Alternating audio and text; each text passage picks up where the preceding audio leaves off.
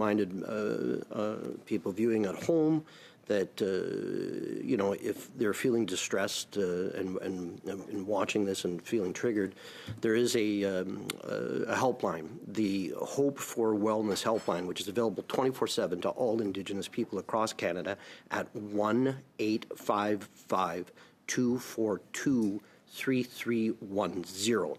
So thank you very much, and Chi-miigwech to everyone for joining us here today. We have the Canadian Medical Association, Dr. Margaret Burnell, President, the Native Women's Association of Canada, Dr. Jennifer Leeson, Associate Professor, University of Calgary. Online, the Quebec Native Women, Inc., Marjolaine Etienne, President. As well, we have the Survivors Circle for Reproductive Justice, Dr. Dawn Wilson, gynecologist, obstetrician, Harmony Red Sky, Executive Director, Sylvia McKay, Survivor Support Worker, and Shelby Ponise, Survivor Support Worker. Chi-miigwech to all of you, and we'll have 5 minutes apiece to share your story and anything you wish to say. Thank you. Go ahead. We'll start from right here then. Yeah, Margaret. Thank you, Chair. I acknowledge with gratitude that we gather today on the traditional and unceded territory of the Anishinaabe Algonquin Nation and appreciate their stewardship of the land over generations. My name is Dr. Margot Burnell. As President of the Canadian Medical Association, I have the privilege of representing physicians and medical learners in every corner of this country, and through them, the people for which we provide care. Thank you for the invitation to share the CMA's perspective on Bill S-228, an act to amend the Criminal Code on sterilization procedures. The CMA condemns the practice of forced and coerced sterilization. Rooted in systemic racism and discrimination, these acts are a grave violation of human rights and bodily autonomy. These practices have caused irreversible harm and inflicted lasting, generational trauma, most often to Indigenous women, girls, Two-Spirit individuals, and their families. In the past, governments and structures of the medical community actively supported practices to suppress birth rates among First Nations, Inuit, and Métis communities, Black communities, and individuals facing compounding vulnerabilities related to ethnicity, disability, and the social and structural determinants of health.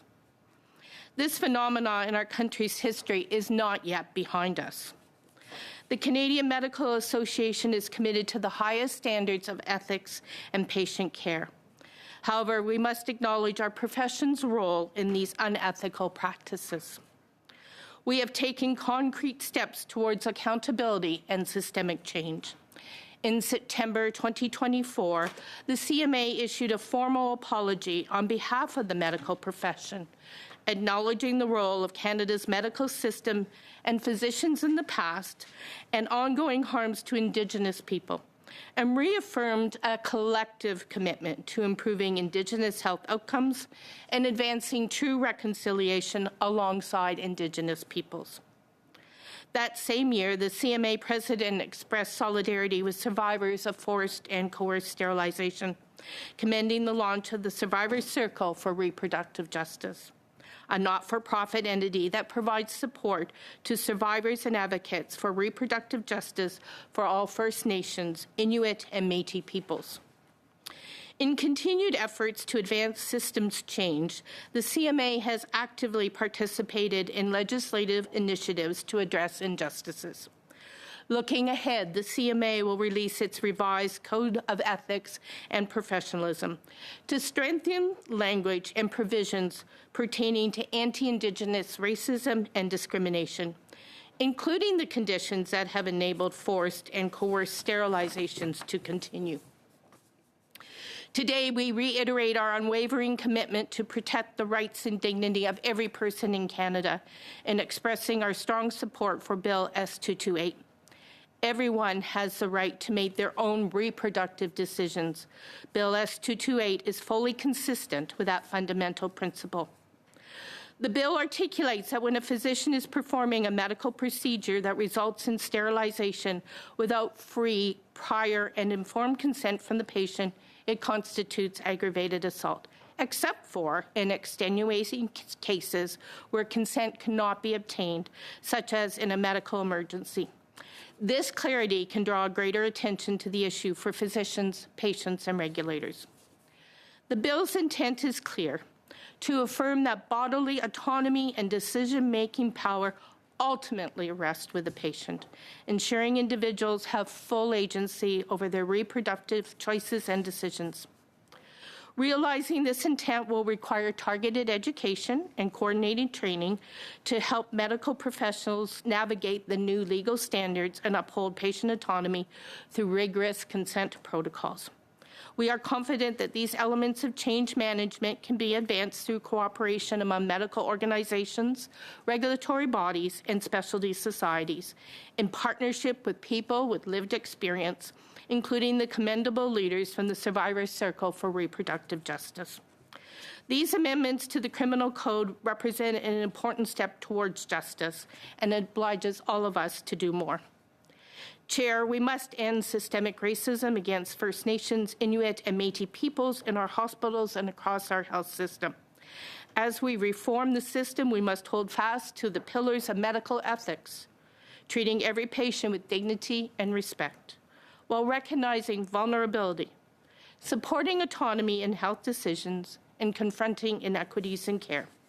We stand with survivors and pledge to continue our efforts in partnership to stop forced and coerced sterilization in Canada. Thank you. Merci. Miigwech. Thank you, Dr. Brunel. And Dr. Leeson, 5 minutes, please. Thank you. Thank you to the Chair, Senator Boyer, members of the committee. My name is Dr. Jennifer Leeson, and I am an officer member of Minigwazibe Anishinaabe Nation in Manitoba. I'm a professor at the University of Calgary and a Canadian Institute of Health Research Canada Research Chair in Indigenous Maternal Child Health and Wellness. I want to begin with a word. Obanojiba Zwin Gagewin. In Anishinaabe, there's no single word for umbilical cord. Instead, it is described relationally and translates to Obanoji, the baby or child, Bamadzwin, living life well, and Gagewin, something that holds and connects. In Anishinaabe and matriarchal law, the umbilical cord is a teaching about how life begins in relationship. The cord is a relationship between mother and child to the past, present, and future generations. Through this cord, there is an exchange. Nutrients flow forward toward the baby, and waste flows back to mother. This cord teaches us that care flows forward, and responsibility is carried with those with capacity. Those with that capacity, strength, and power have the responsibility to ensure that protection comes before separation. Separation, whether it is cutting the umbilical cord too soon or the fallopian tubes without consent, severs life from the lifeline. That is why I support the recommendation before you now. We have a responsibility to recognize that sterilization without consent constitutes harm under the Criminal Code. Sterilization without consent does not occur in isolation. It is enabled by the conditions that shape women's health and constrain meaningful consent.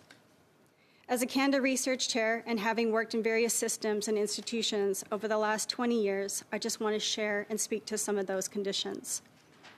For one, as a researcher, we don't have consistent, reliable, or distinction-based sexual, reproductive, or perinatal health care data for First Nations, Métis, and Inuit persons. Even where national systems exist, such as the Public Health Agency of Canada's perinatal surveillance system, they do not adequately include Indigenous-specific data, methods, or our own measures of wellness. We need Indigenous data action plans. In 2 of our projects, it has taken over 5 years to gain access to data and information. This not only delays evidence-based decision-making, but also frustrates the reconciliation process by delaying implementation, where time is of the essence. Sexual, reproductive, maternal, child, and women's health compete with urgent priorities as communities continue to respond to crisis. We need stable investments in prevention and health promotion. This is coupled with the lack of access to community-based, safe, and sustainable health services, programs, and support. In our projects, we have found that 23% of Indigenous mothers, compared to 2% of the general populations, travel more than 200 kilometers for perinatal health care and to give birth in our country. At the same time, the federal government spends over $150 million each year on medical transportation and obstetric evacuation, money that could be better spent. We need sustainable health infrastructure and investments, particularly in the resurgence of Indigenous midwifery and birth work. In my opinion, we need to pay local people a local working wage to support local people. Lastly, as an Anishinaabe, a daughter, sister, aunt, and mother, we must continue to educate and empower our women, girls, and birthing persons to understand their rights, the true meaning of consent, and not be afraid to say no or speak back to power. This bill is an important step towards establishing a clear legal response, but criminalizing does not eliminate the system that produces the harm.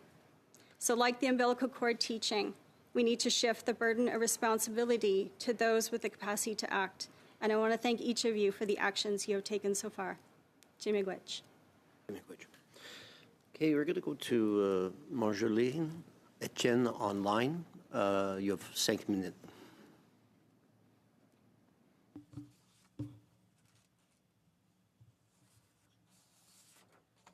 Good morning. My name is Marjolaine Etienne. I'm of the Innu Nation.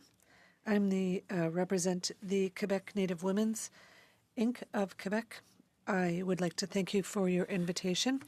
I represent Quebec Native Women, a nonprofit organization founded in 1974 with over 50 years of experience advocating for the fundamental rights of First Nations women and girls.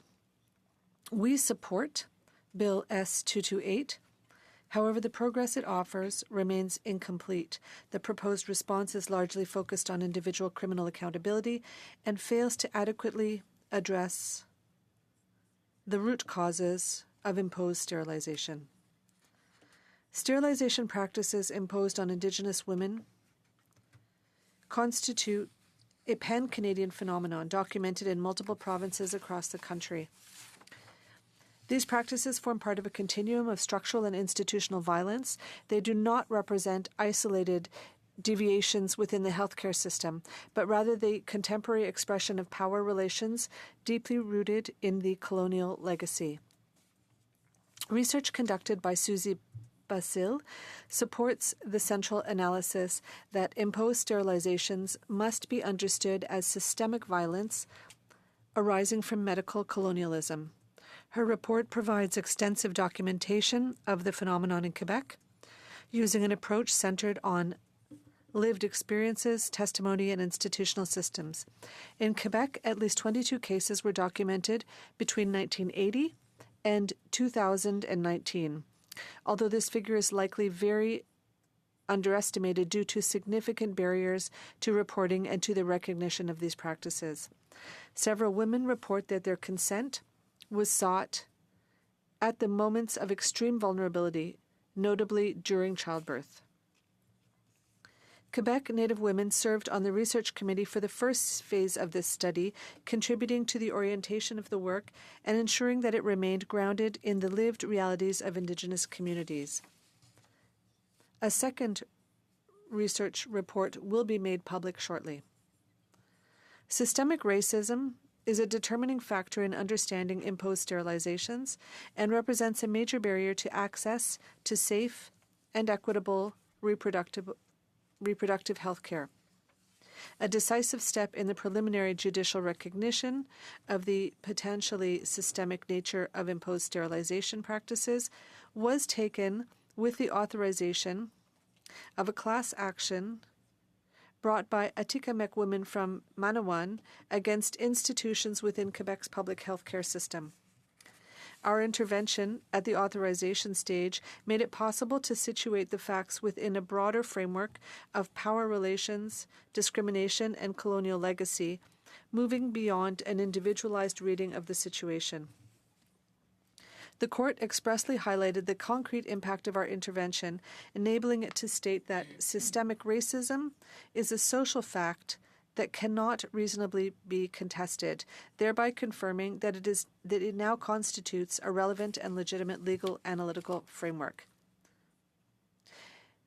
The Quebec context remains marked by a profound institutional contradiction. While the courts recognize systemic racism as a structural element of legal analysis, there persists a political refusal to explicitly acknowledge its existence within public institutions.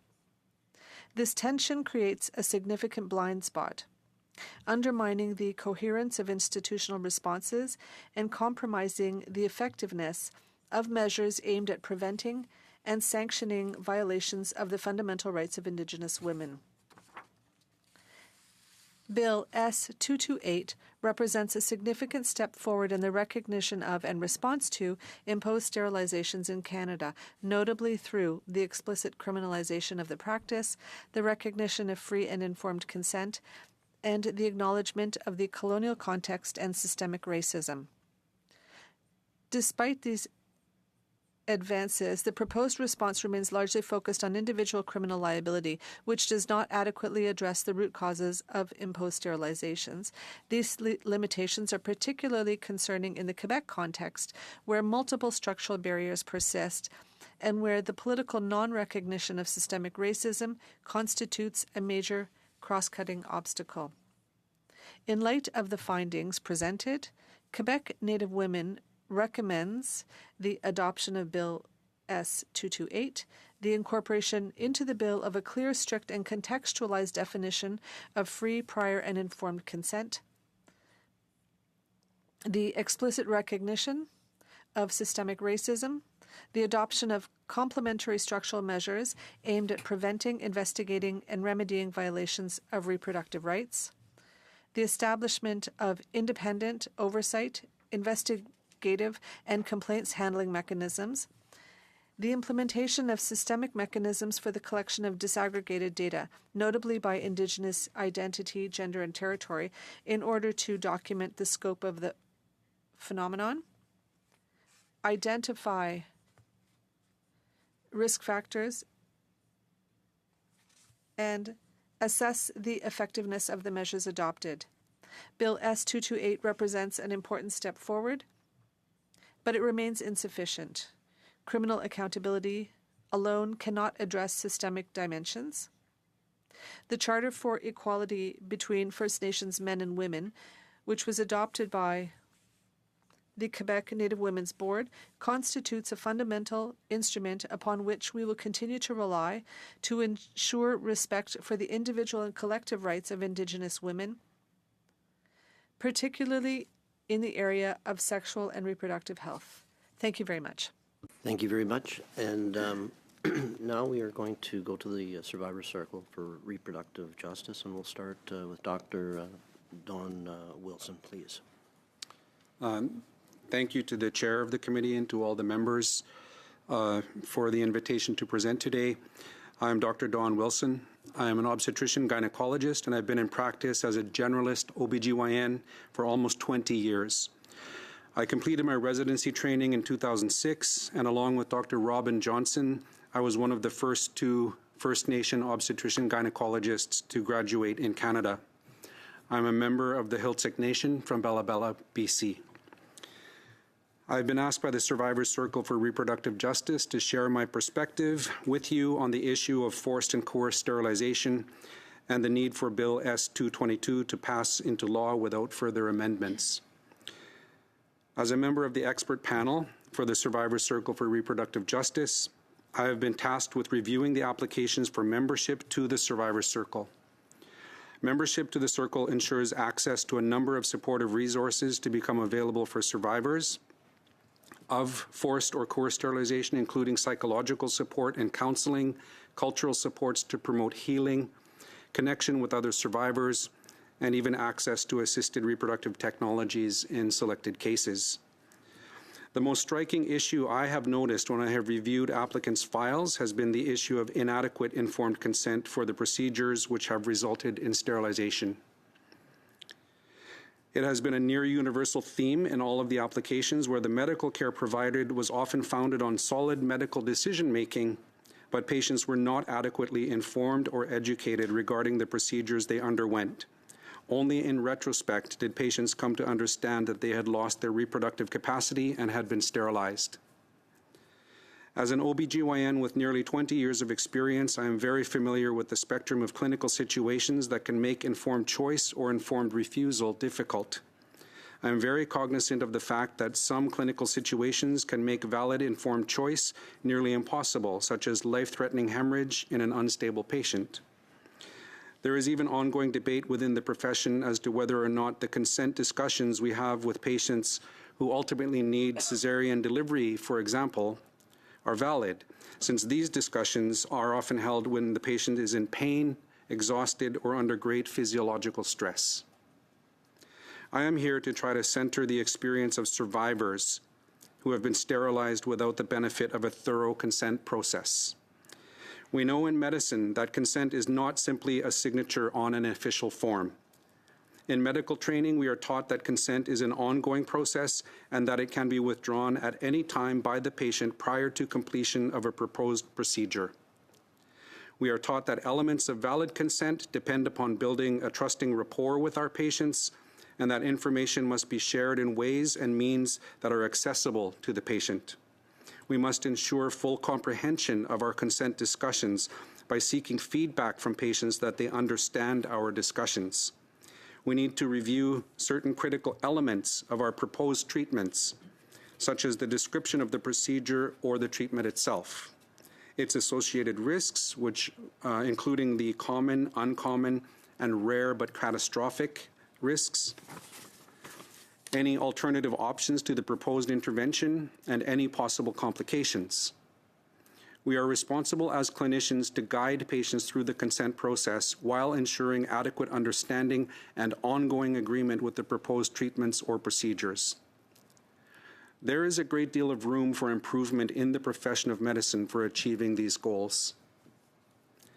In the case of forced or coerced sterilization, I believe there has been an evolution over time from the paternalistic, eugenics-based, physician-driven implementation of non-consensual sterilization to the current situation where the main issue, as I see it, being the failure to ensure adequate consent.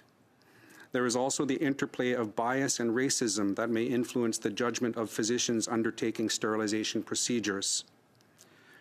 We as clinicians need to shift our focus from checking boxes to a level of true engagement with this process. There are realities in the practice of medicine that make it difficult to pursue fully informed consent, but those realities do not erase our responsibility to strive to achieve the goal of fully informed consent. In the area of reproductive care, this is of utmost importance because the implications are vast and failure can lead to lifelong suffering and distress for our patients. The results of non-consensual sterilization extend beyond the patient to their families, communities, and in the case of Indigenous people, to their entire nations. Bill S-228 places a clear legal backstop on the issue of informed consent for sterilization. This has not existed in the past and addresses a legal gap in Canadian law. I acknowledge the concerns of many of my colleagues who worry about a chilling effect on reproductive care, the politicization of reproductive care, and the potential for unintended consequences. However, I support the passage of Bill S-228 without further amendments. It is my hope that the bill will be a strong catalyst for the medical profession to strengthen our processes around informed consent for sterilization procedures, especially for those most vulnerable to the failures of the informed consent process, such as First Nations, Inuit, and Métis people. Thank you. Next, we'll have the Executive Director, Harmony Red Sky. Bonjour, now Gijagokwe Dishnakaz Migizian Dodem was Soxin Donjaba, Bodawadami Minwa Honashoni Nishabi Koyandao. My name's Harmony Red Sky. I'm the Executive Director of the Survivor Circle for Reproductive Justice, and the Survivor Circle for Reproductive Justice works with First Nation, Inuit, and Métis survivors from across the country, representing female, male, two-spirit LGBTQ+, and non-binary membership. to locate myself within this work, I am the daughter of a survivor of forced sterilization. My mother went into the day surgery department of a nearby regional hospital for a routine procedure, only to wake up a few hours later, groggy and sterilized. This happened to her without her knowledge, without her consent. While groggy and sedated, she immediately felt violated, as if she had no control over the situation. She was still in her childbearing stage of life and had planned to have more children beyond my younger brother and myself. When I shared with my mom about the work of the Survivor Circle for Reproductive Justice and getting involved, she looked at me instantly and said, "Does that mean I'm a survivor?" Reactions like this are becoming more and more common these days as the Survivor Circle makes its way across the country and connects with more and more Indigenous people who share this reality. Senator Yvonne Boyer and the survivors have put words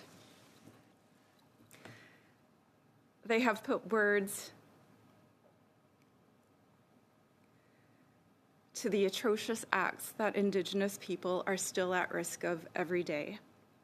The work of the Survivor Circle has been focused on centering the lived experience of survivors and the enormous impacts of forced and coerced sterilization that has happened to their families, their lives, their communities.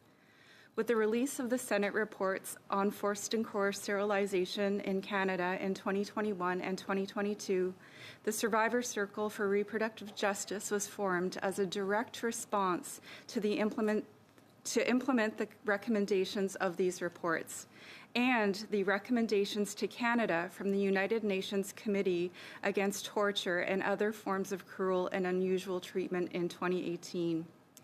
In less than 2 years, we have been successful in implementing a number of the recommendations, including forming a national organization comprised of a membership of Indigenous survivors from across the country, building a national registry that adheres to federal and provincial privacy legislation while honoring the principles of ownership, control, access, and possession, OCAP, a national archive to house and contain the records and stories of survivors who have been brave enough to share their lived experiences, a healing support fund providing direct healing supports to survivors and access to assisted reproductive technologies, healing opportunities, and mental health supports.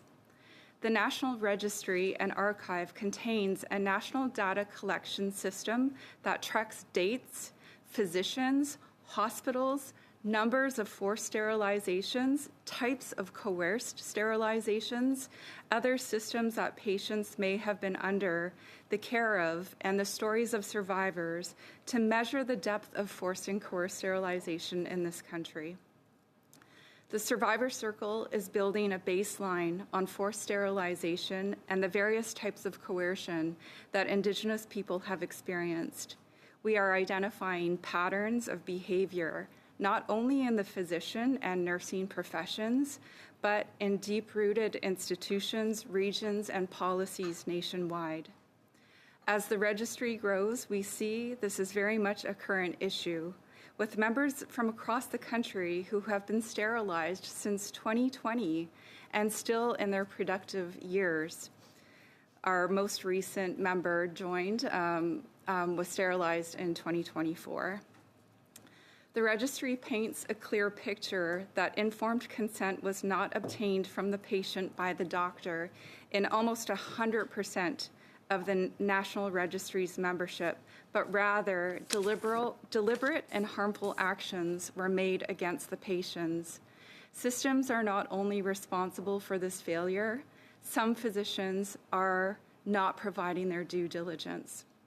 It is essential that the Survivor Circle for Reproductive Justice be supported to continue this work as it directly aligns with the aims of Bill S-228 in specifically and clearly criminalizing forced and coerced sterilization.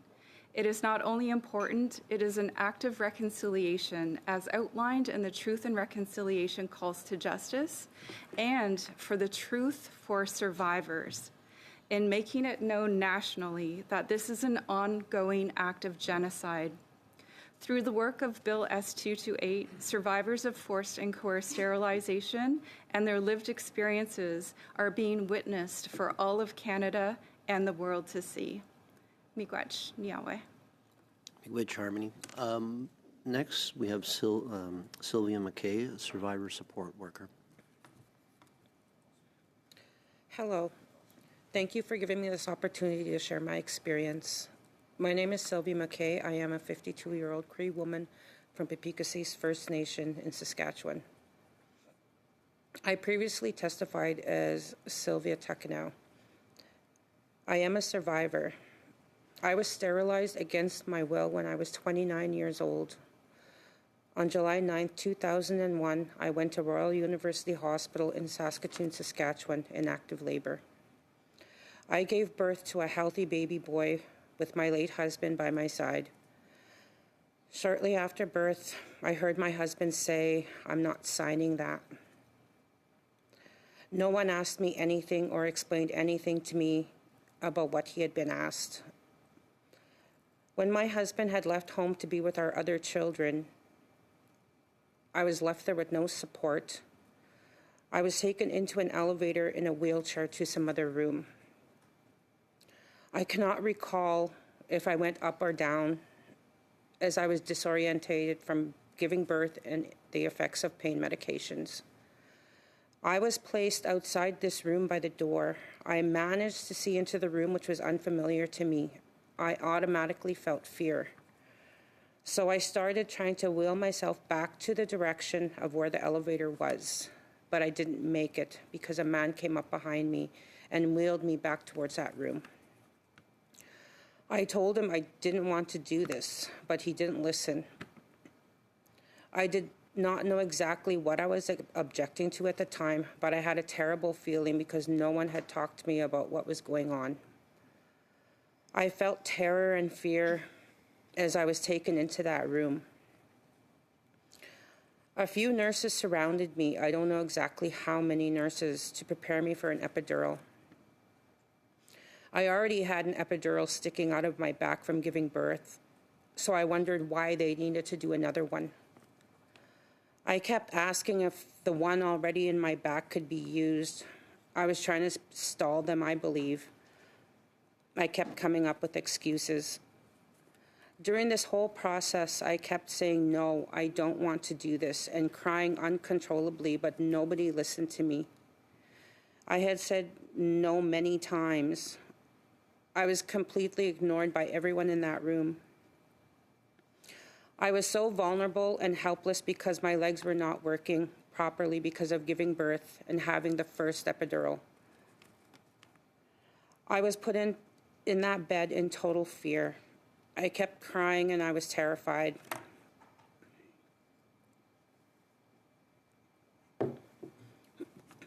I was also hyperventilating because of the position I was put in that bed. My head was positioned lower than my body and I was tied down to that bed. I kept asking the man doing the surgery if he was done. He did not reply to me until the procedure was done. When he was finished, he said to me, "There, tied, cut, and burnt. Nothing will get through that." Also, the smell of something burnt was in the air, and to this day, I cannot explain that smell. The closest thing to that smell would be burnt duck or chicken. I felt relief. I was getting out of that room. Then I was taken back to maternity ward, and it was then that I finally got to hold my son. This terrifying experience left a void inside of me. I felt no longer a woman, and I am terrified of hospitals and doctors. I lived with this for 14 years before I came out with my story in 2016. I thought this only happened to me, but now I know I am not alone. Now I am telling my experience to anyone who will listen. Also in 2017, I shared my experience in an external review that was conducted by Dr. Judith Bartlett and Senator Yvonne Boyer. At this time, I finally felt that someone was actually listening to me, and all my emotions from my experience finally surfaced. I cried for days after this. Everything I am doing is so important to me because I am advocating for other women to come forward, and I know how hard and scary this is. I work at Survivor Circle for Reproductive Justice as a survivor support worker. I have been with this organization since the beginning. The work I am doing is part of my healing journey. Also, I am a plaintiff for Saskatchewan class action lawsuit. I can say I am not alone anymore. The work we do is to protect our future generations and our nations from genocide. Imagine all the little spirits who would have been here in our lives to teach us, learn from us, and to form the backbone of strong Indigenous nations. What they did to my family and so many others was wrong, and they need to be held accountable for these horrendous tortures and genocidal acts. This is why Bill S-228 is so important, to protect and ensure our daughters, sons, and grandchildren don't have to endure these harms. It is time to pass the bill. Again, thank you for your time today. Sylvia. Next, we have Shelby Pawnees, a survivor support worker. Please. Hello and bonjour to all. Gitchi Miigwech for inviting me here and for giving me the opportunity to share my experiences. I also acknowledge this territory and give thanks to the Creator for allowing me to stand before you today. My name is Shelby Pawnees. My spirit name is Dandelion Woman. Please forgive me as I am still learning how to pronounce my name. I am a mother of 2 young boys. I currently reside in Treaty 1 territory. However, my home community is located in Treaty 4 territory.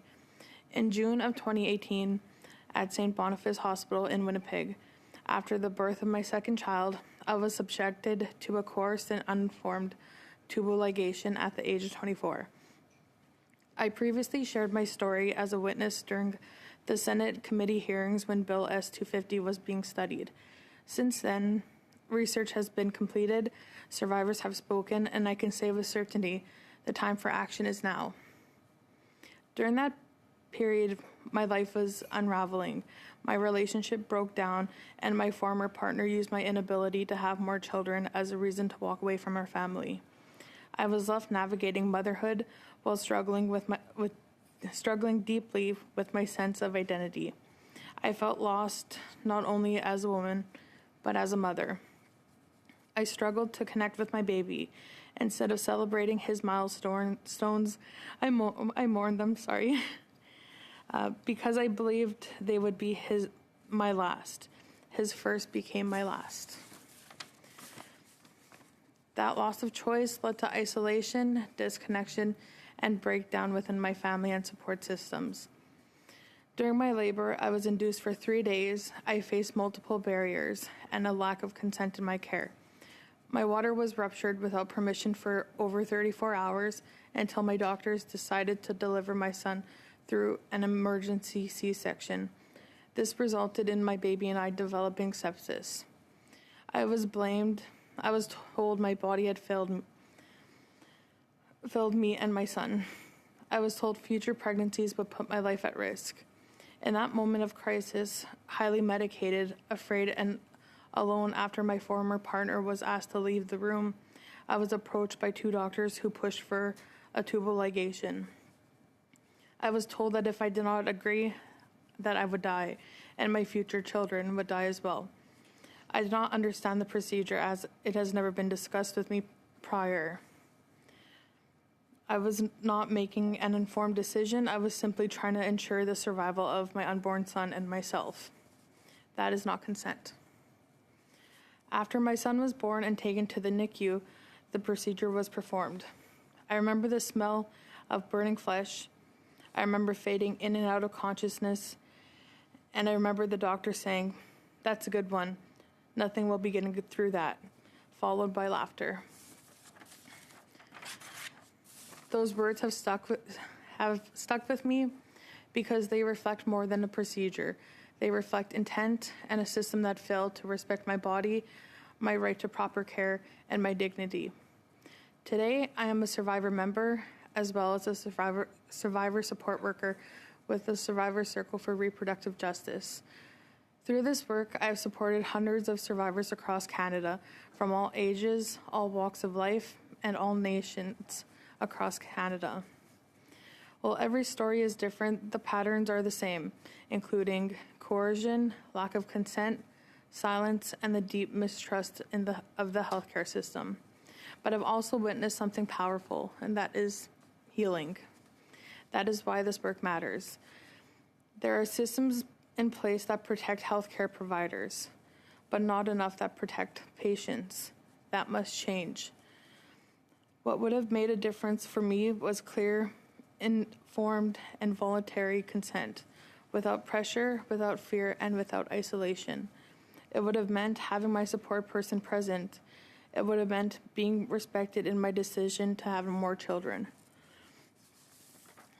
Because today, I live with the reality that my partner and I may never have that choice, and that carries a lasting fear of loss and abandonment. Bill S-228 is necessary, not only for those of us who have already been harmed, but for future generations. This is not just an Indigenous issue. Though we are disproportionately impacted, this is about human rights and ensuring that violations against the human anatomy through coercion must never replace consent. In closing, I ask you to remember this. If consent is not fully informed, it is not consent. And if systems protect providers more than patients, then those systems must be changed. I'd like to say Gitchimigwich to Senator Boyer and her team, Elisa Lombard and her firm, MP Jamie Schmel, Harmony Red Sky, and the Survivor Circle for Reproductive Justice and allies for their ongoing advocacy and support.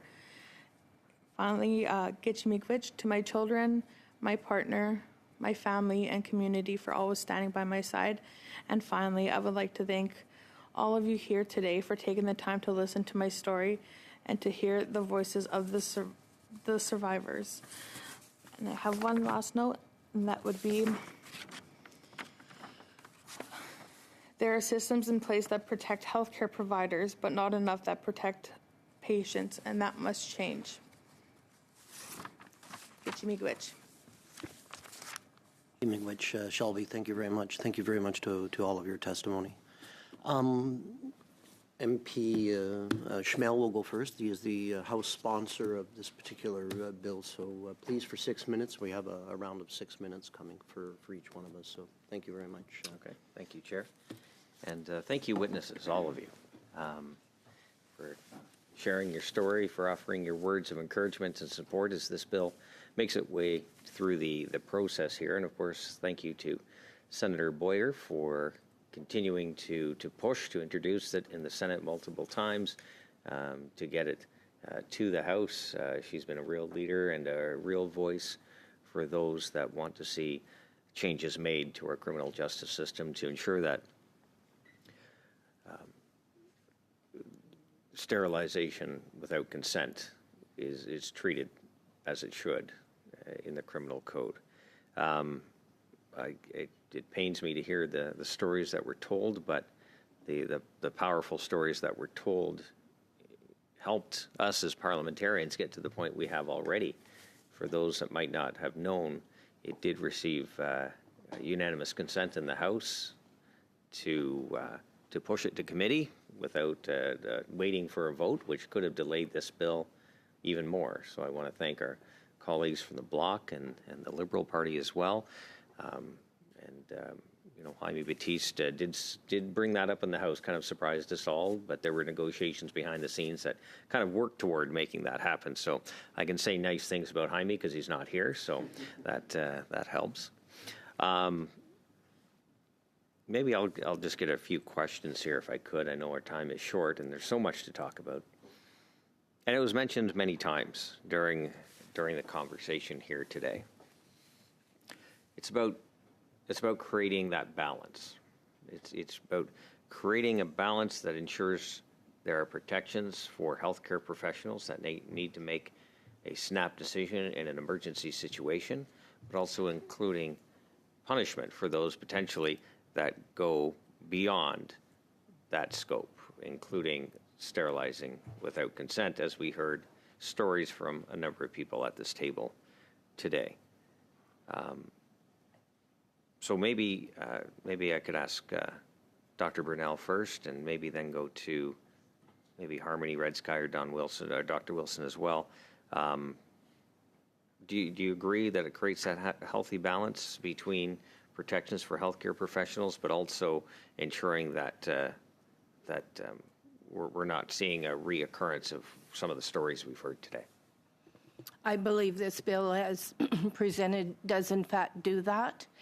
It provides the clarity that is required for physicians to undertake these procedures with respect to, in the most part, it's a elective procedure where patients are seeking sterilization or discussion about birth control options. And in that forum, there is time to go through the pros, the cons, the risks, the benefits, what the options are, allow them to reflect and to make the decision that's best for them. So they can go away, they can reflect, they can bring their support person, their partner to those appointments, and then have that opportunity to have a really fulsome discussion about what their goals are with respect to their reproductive health and to have autonomy over those decisions. The balance for physicians is that Section 45 is still present.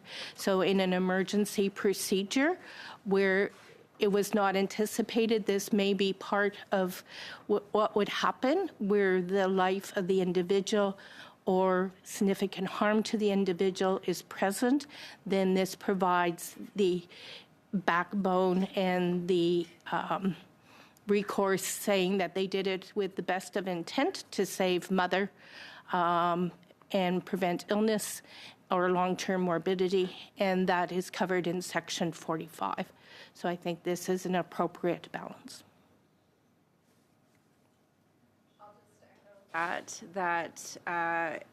From what we have seen with the registry and those who come forward to the registry, there is a stark contrast between what is forced and coerced and what is a life-saving procedure. At the expert panel, we have reviewed cases, applications that have come forward that have involved a life-saving emergency, and some of those have not. They've not made it into the registry because the criteria wasn't met for forced and coerced sterilization. So just wanted to say that, but also that the purpose of the bill is not to punish physicians for performing perfectly lawful procedures, but rather it's for the women that did not consent, that do not consent in what are predominantly vulnerable circumstances, such as childbirth, or being completely unconscious, and other situations like that. So, I could simply add that as an obstetrician gynecologist in practice, if this bill passes, I won't be changing my practice because there's nothing for me to change if I'm not engaging in forced and coerced sterilization. I also think that the bill will be an extremely important one to be a catalyst for a much larger discussion in the profession of medicine, and particularly in the discipline of obstetrics and gynecology, to talk about how we engage in the process of informed consent with patients to ensure that it is valid. And we don't really have anything to worry about the way this bill is written if we're not engaging in those coercive practices. The sponsor of the bill, if you want to take a little liberty. Right. Well, wow. Thank you, Chair. A little. A little bit. There we go. Look, I appreciate the work that's been done. Unbelievable. The Survivor Circle, the work they've done behind the scenes across the country, elevating the voices of those who have been harmed.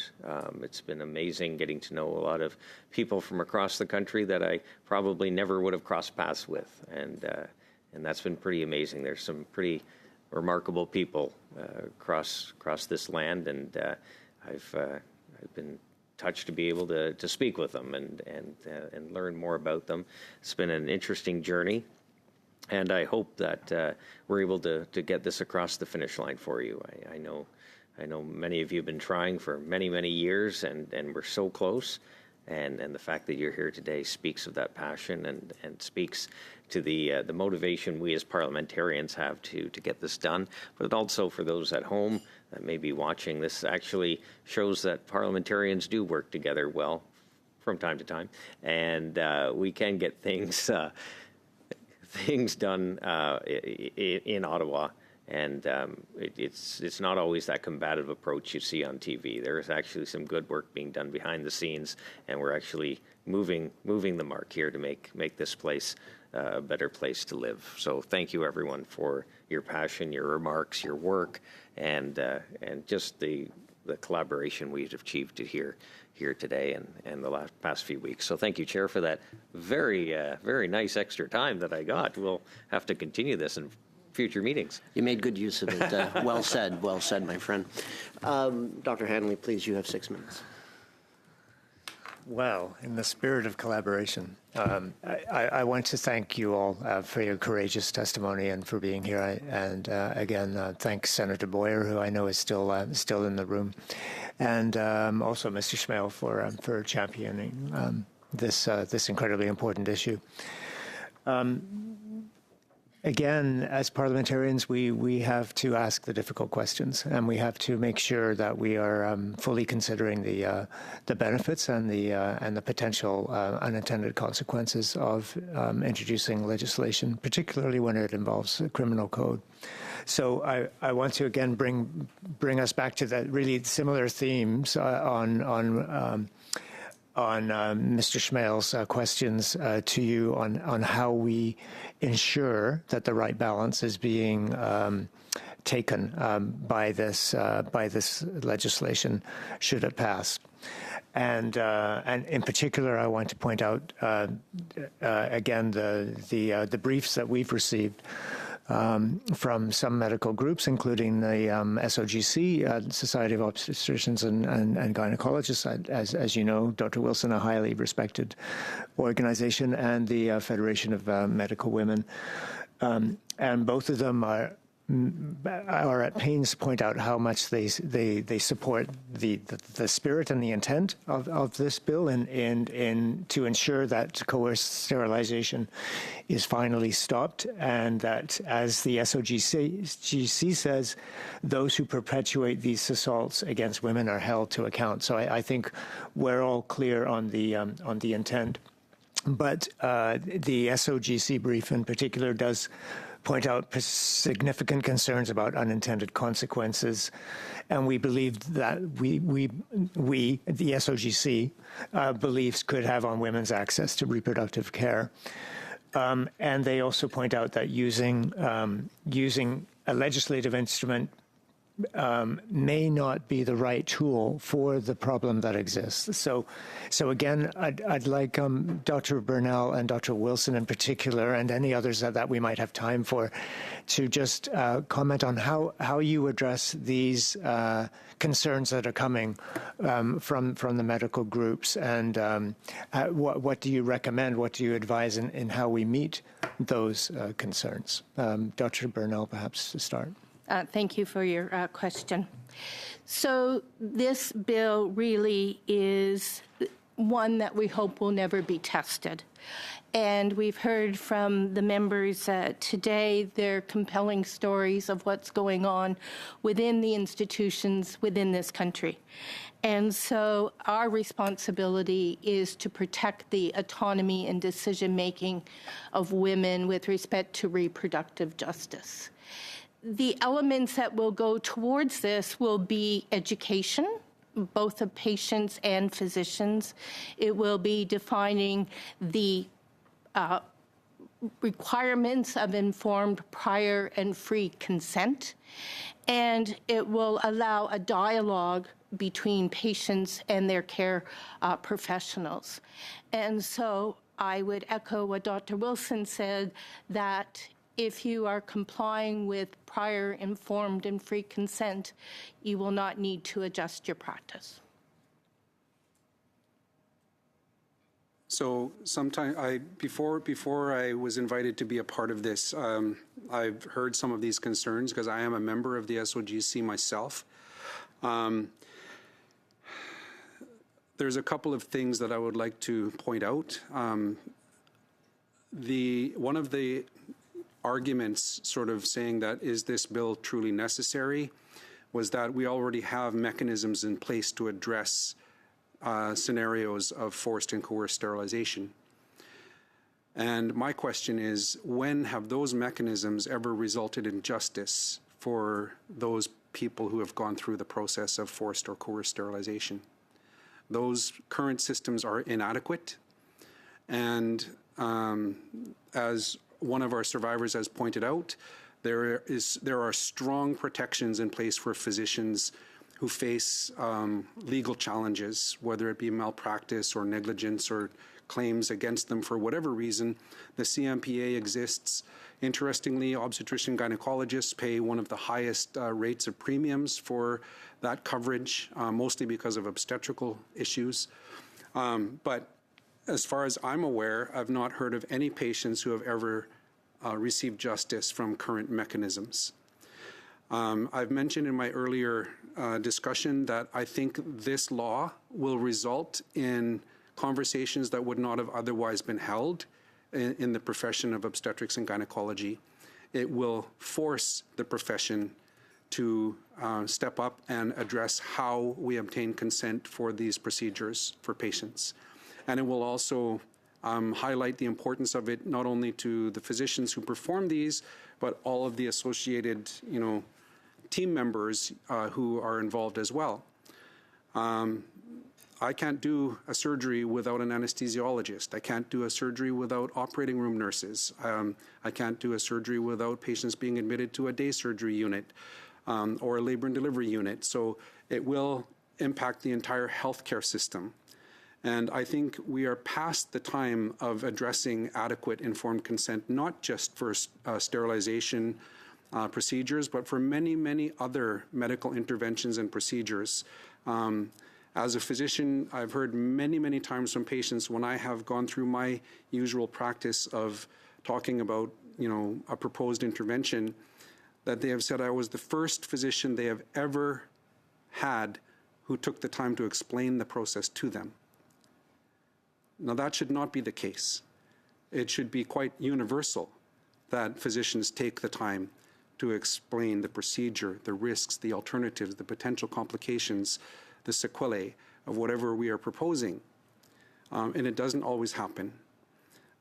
So I think it's time this will be an impetus for the profession to step up and find ways to do better. I mentioned in my earlier presentation that there are realities in medicine that make it extremely difficult to meet that bar. There are time pressures. There's volume pressures with lots and lots of patients in labor at the same time. It does not excuse us from trying to reach that bar. We owe that to our patients, and in particular, we owe that to those who are the most vulnerable at being subjected to forced and coerced sterilization. So this legal backstop, I feel, as an Indigenous OBGYN, that it will be an important protection for Indigenous peoples who might otherwise be subjected to this. Thank you very much. Thank you. Thank you. Deputy Gill, pour 6 minutes, s'il vous plaît. Merci beaucoup. Thank you very much, Chairman. I thank the witnesses. So, I'll give them time. Merci. Donc, merci à tous et toutes. Thank everyone for being here with us today, as including Ms. Etienne, who's here virtually. I know through all your generous and brave testimonies here today. I would like to give you time to add anything else you think we should know, speak to any issues that we hadn't asked about, or answer any unasked questions. So we'd like to give voice to those who need it. So in no particular order, if you have anything you'd like to add, please go ahead. Any last comments, questions, proposals? Thank you.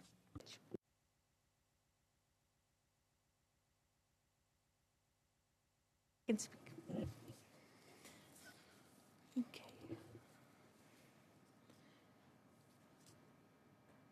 So, taking that off. So, I have spoken for the Truth and Reconciliation at a Lunch and Learned, and that has really opened my eyes about consent and coercion and what it means to me. So consent, it requires full and understanding, time and freedom from pressure. You know, I was in pain, I was medicated, I was told I might die. That is not a situation where someone can give informed, voluntary consent. And I did want to kind of have a note about doctors' intent and the impact it may have on patients. So intent matters because it shapes decisions. Whether conscious or not, bias can influence how providers treat patients. In my case, the comments and actions reflected a lack of respect for my body and anatomy and my future. I also did want to bring up the big elephant in the room, and that's our work as survivor support workers. So I support survivors across Canada, hundreds of survivors. And what I hear repeatedly are similar patterns, this including pressure, lack of information, and lasting trauma. This is not isolated, and it is ongoing. I don't know if I could really mention it. Like our funding has been cut, and you know, I feel as a survivor support worker that we are doing just as much harm as the people who have harmed us. As we open many survivors' wounds, we're no longer able to fully support them with the funding cuts. And, you know, I find myself disconnecting again and not wanting to keep that relationship going with other survivors because of the lack of support I can provide. And that's something really important to survivors, is once they're heard, they feel seen, they feel supported. And with the lack of funding that we're receiving now, it's just going to put them in a darker place. So that's one of the comments I really wanted to make here, is just how important the Survivor Circle for Reproductive Justice is, and the jobs that we do. Thank you. I don't know if anyone else wanted to speak.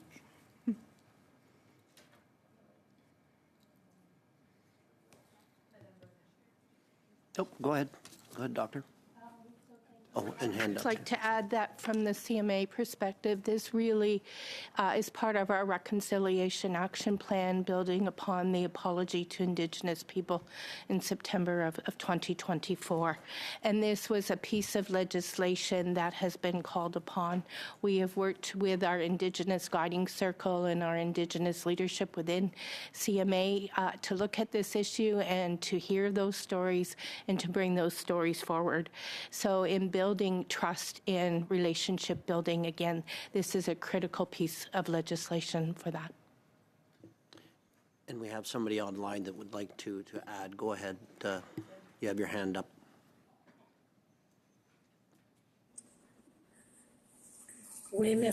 Thank you very much. There's one final comment. There's a very particular perspective in Quebec which has to do with an important event, and that has to do with the recognition of systemic racism in healthcare contexts. Yes, from a medical and surgery point of view, it's worth considering those issues. But one thing that should not be forgotten is that Indigenous women have rights, and those rights must be affirmed as well. The injustice that was created in the past and that has been brought to light through today's justice and the testimonies of women is extremely important. And if we don't work on recognition of systemic racism in Quebec, then we're basically just putting Band-Aids on a wound. And you know as well as I do that if you don't work on the source of the problem, that ultimately the wound will get infected. And I would like to thank and highlight the courage of the women before you who are speaking bravely about their stories. And this comes back to the testimonies that I heard from Indigenous women in Quebec. Thank you very much. Merci. Well, thank you, everyone, for this important sharing of stories. So really, really helpful. Thank you to our two sponsors, Beach Mail, and of course the senator in the back as well. Thank you. And just before I ask to adjourn, I know this is the will of the committee to get this done expeditiously. So therefore, I would ask the committee to take a look at witnesses for S2, because we will be meeting on Thursday with this one when we get back. We're hoping to finish this up, which means what we will be then going into S2, which will allow the clerk to start scheduling that. So please, by Friday, send in your witnesses for S2 as well. So, Chimigwich, everyone, thank you so much for your bravery, your spirit, and for sharing your experiences again. Chimigwich. Permission to adjourn? Thank you.